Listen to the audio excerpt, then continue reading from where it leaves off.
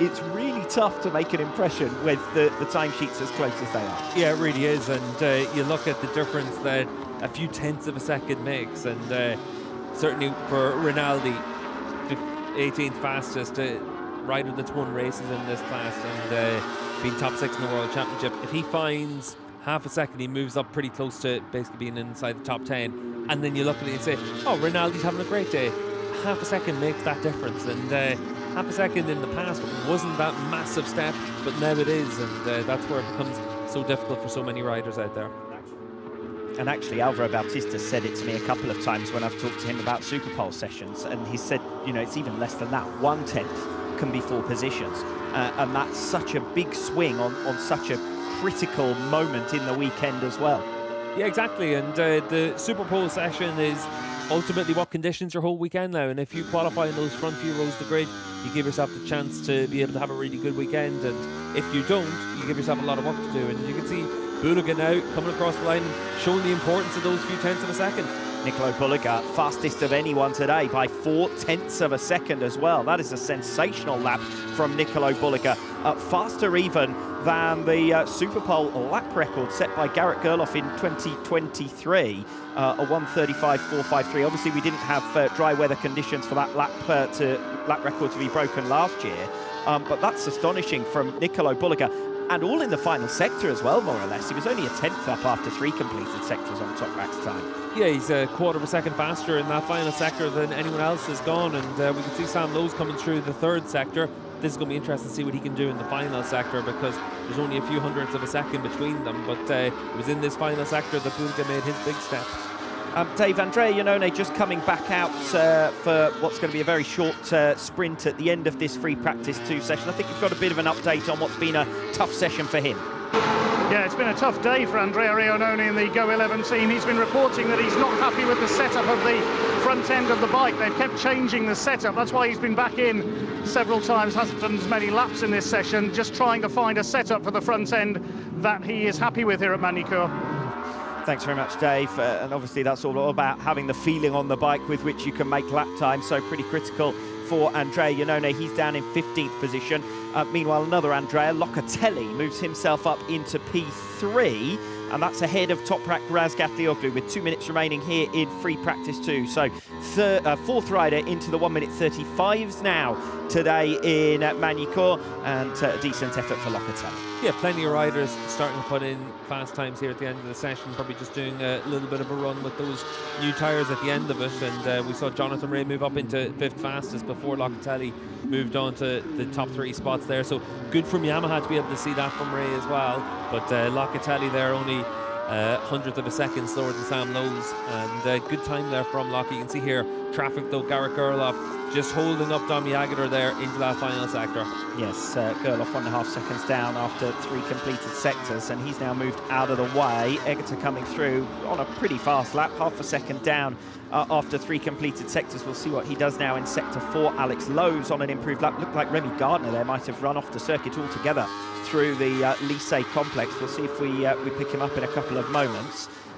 1 minute remaining there. Nicolo Bulega, your fastest man, a 1:35.428, 4/10 exactly faster than Sam Lowe's. Andrea Locatelli and Toprak Razgatlioglu, those 3 all covered by a 10th of a second. Petrucci 5th fastest, as you said. Jonathan Rea moving up into 6th. Alex Lowe's not improving in the end on that lap, albeit by a fraction.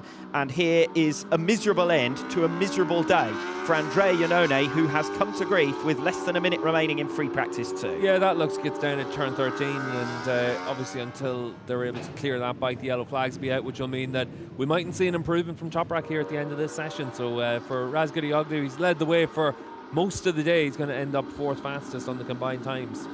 Andrea Iannone just moving his way out of the gravel trap, so Razgatlioglu then should get this lap in, but it's not going to be an improvement anyway. He's 4/10 of a second down after sector 1 and losing another 10th in sector 2, so I suspect that the hot lap at the end wasn't his focus here. Alex Lowe's on to improve, and Dominic Egerter going again for another lap. We pick up Alex Lowe's now. Bimota project, I think, in its first season has been a resounding success, hasn't it? And the fact that Lowe's, the last 3 rounds, has been there or thereabouts, a podium finish in Misano, front row at Donington Park. Quieter weekend in Balaton Park, but still 2 6th place finishes not to be sniffed at, given the number of independent Ducatis you're going up against and more experienced factory bikes as well. Yeah, I think it's been a good start to the year for Bimota, good start to their project.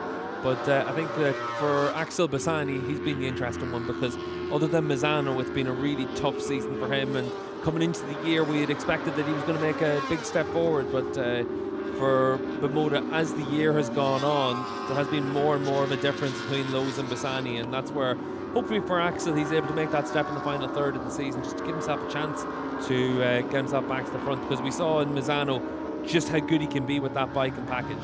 Yeah, have been a few opportunities for Bassani to prove his worth. 5th place in Assen, a 6th place in Moss, but certainly the last 2 rounds in particular, Donington Park and Balaton Park, as you say, Alex has had the upper hand there. Earlier in the season they were a little bit closer matched, and it certainly felt that Bassani can get more out of the Bimota than he was able to from the Kawasaki, where the margin was startling between the 2 of them last year. Yeah, that's true as well, and I think that's where it becomes interesting to see what's going to happen within that team over the course of the winter, and what they're going to be able to do to try and help Bassani a little bit, because we have seen some good moments from him, particularly Misano whenever he qualified in the front row of the grid.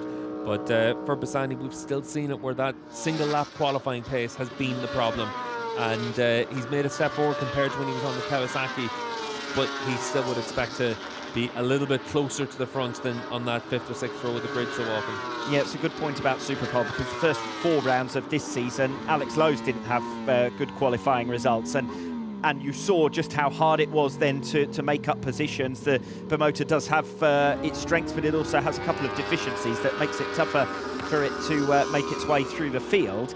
And the last 4 rounds, Lowe's has been able to, Alex just stands Sam up and out of the way. And Sam then gives a little bit of a gesture, so they're playing out there. They're certainly enjoying being on track together this season. Yeah, it doesn't look like it's that cool down to the pit slap from them right now. As long as Alvaro Bautista doesn't get caught up in the middle of it, there we go. Yes, Sam and Alex. I was just saying about Alex, last 4 rounds much better in Superpole, and the results have been very evident, particularly in the race results of the last 3 rounds. Yeah, exactly, and we've been able to see that over the course of the summer. And the 12 rounds of World Superbikes are very much split into those 3 groups of 4, and now we move into the final third of the season, and this is the business end where everyone starts to either wind down towards next year or tries to finish the season with that bit of momentum into the winter. And it's always an interesting time whenever we've got these 4 rounds so closely together.